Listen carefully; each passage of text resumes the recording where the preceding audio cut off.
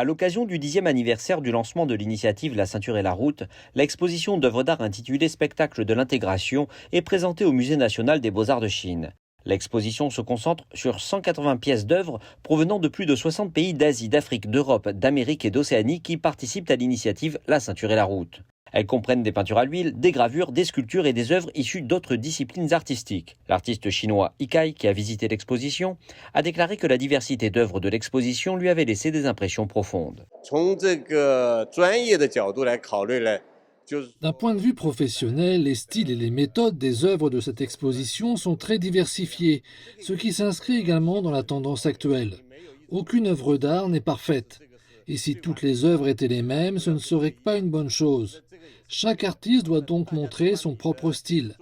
Mais en matière d'art, la chose la plus importante est la sincérité. Il faut d'abord être sincère, puis partir de la gentillesse, et enfin émouvoir le public avec de belles œuvres. Ça, c'est le but de l'art. Une exposition d'œuvres d'art est une forme d'échange culturel, artistique et humain. Après avoir visité l'exposition, Haven Linkirk, doyenne de l'école d'art et de design Roski de l'Université de Californie du Sud, a parlé de l'influence importante sur le monde des échanges tels que ceux que matérialise cette exposition. Quand on est professeur d'art, l'une des choses que l'on étudie, l'histoire de l'art, c'est la façon dont un échange peut changer toute la trajectoire ou l'histoire du monde. Des expositions comme celle-ci peuvent donc faire la même chose. Quand quelqu'un vient, quand une œuvre est exposée dans un pays, c'est comme une vague dans un étang, elle s'amplifie, elle s'étend.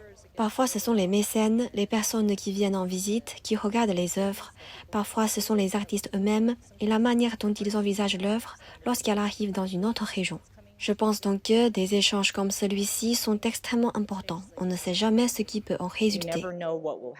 En montrant la beauté de l'intégration avec de riches formes d'art, l'exposition a renforcé la compréhension mutuelle entre les pays participant à l'initiative La Ceinture et la Route et a aidé à la construction d'une communauté de destin pour l'humanité, ce que certains visiteurs ont bien ressenti.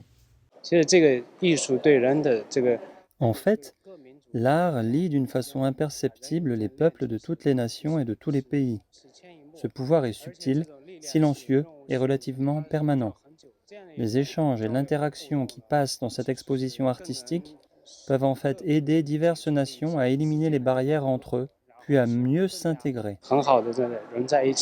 L'exposition organisée conjointement par le Musée national des beaux-arts de Chine et l'Alliance internationale des musées de la route de la soie se tient du 3 au 26 septembre à Beijing.